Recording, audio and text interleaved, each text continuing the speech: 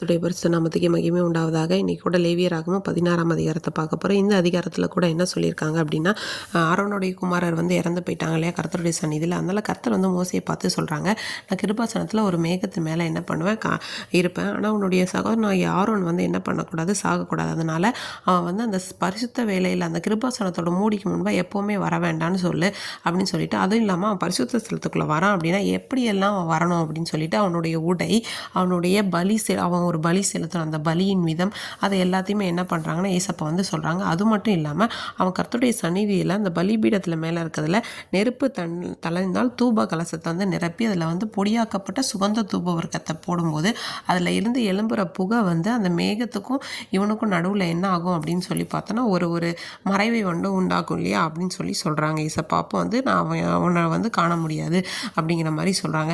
இப்படி எல்லாம் சொல்லிவிட்டு அது மட்டும் இல்லாமல் இந்த இஸ்ரவேல் புத்திரருடைய தீமைகள் நிமித்தம் தீட்டு இந்த பாவங்கள் அது எல்லாத்துக்கும் ஒரு பிரயாச்சித்தம் செய்யும்போது கர்த்தருடைய சமூகத்தில் சீட்டு போடணும். இந்த சீட்டு போடுறது எப்படின்னா 2 கடாக்கள், வெள்ளாட்டு கடா, அதில் ஒன்று என்னது பாவ நிவர்த்திக்காகவும் இன்னொன்று போக்காடாக விடப்படணும் அப்படிங்கிற மாதிரி இதை சொல்லியிருக்காங்க. அடுத்ததான் என்ன சொல்லியிருக்காங்கன்னா, அந்த 7ஆம் மாதம் 10ஆம் தேதியில் தேவனுக்காக என்னதுன்னா அதை கர்த்தருக்குன்னு ஓய்வு நாளாக அதை ஆசரிக்கணும் அப்படின்னு சொல்லி அனுப்புகிறாங்க ஏசப்பா. ஒவ்வொரு கட்டளையும் நீ என்ன பண்ணி இஸ்ரவேல் புத்திர இடத்துல அவங்க எல்லார்கிட்டையுமே சொல்லணும் அப்படின்னு சொல்கிறாங்க. இதுலேருந்து நம்ம இந்த அதிகாரத்துலேருந்து என்ன தெரிஞ்சுக்கலாம் அப்படின்னா, இந்த அதிகாரத்தில் ஆரோனை ஏசப்பா எப்படி பரிசுத்தப்படுத்துகிறார். அவருடைய சமூகத்திற்கு முன்பாக வரும்போது நாம் ஒவ்வொருவரும் நம்மை நாமே ஆயத்தப்படுத்தி கொள்ள வேண்டும். அவருடைய இரக்கத்தையும் அவருடைய கிருபையும் பெற்றுக்கொள்ளணும்னா எப்படி அந்த தூப கலசத்தை சுகந்த வர்க்கங்கள்னால் அவரை நிரப்பி போடி அதே போல் நம்முடைய ஜெபம் தேவனுக்கு முன்பாக ஒரு அங்கீகரிக்கப்பட்ட சுகந்த வாசனை இருக்கணும்னா அப்படிப்பட்ட ஒரு ஜெபமாக இருக்கணும் அப்படின்னு தேவன் விரும்பும்போது அவர் மேகத்தில் மகிமையாய் வெளிப்படுகிற தேவனாய் நம்முடைய வாழ்க்கையில் இருக்கிறார். அது மட்டும் இல்லாமல் எப்படி இந்த போக்காடை அவருடைய தலையில் எல்லா விதமான பாவங்களையும் இது இறக்கிட்டு அதை கொண்டு போய் எங்கேயோ என்ன பண்ணுறாங்க, வனாந்தரத்தில் விட்டுறாங்க. அதே போல் ஏசப்பா நம்முடைய பாவங்களை எல்லாவற்றையுமே சிலுவையில், நம்முடைய அக்கிரமங்களை எல்லாவற்றையுமே சிலுவையில் சுமந்து தீர்த்துட்டார் அப்படிங்கிறதுக்கான அர்த்தமாக தான் இந்த போக்காடு சொல்லப்படுகிறது.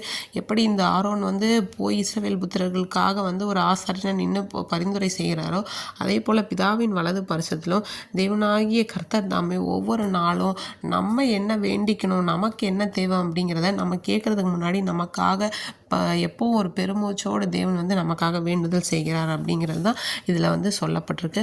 ஸோ அதுக்கேற்ற விதமாக ஒவ்வொரு நாளும் நம்மை நாமே என்ன பண்ணணும்னா திரும்ப திரும்ப இந்த அதிகாரங்களில் சொல்லப்படுகிற விஷயங்கள் ஒன்று தான். நம்மை நாமே சுத்திகரிக்கணும், பரிசுத்தப்படுத்த வேண்டும், சுத்திகரிக்கப்படணும், பரிசுத்தப்படுத்தணும். அதற்கு பரிசுத்த ஆவியானவராகிய தேற்றரவாளன் தாமே உங்கள் ஒவ்வொருவரும் கூட இருந்து வழி நடத்துவாராக. ஆமீன்.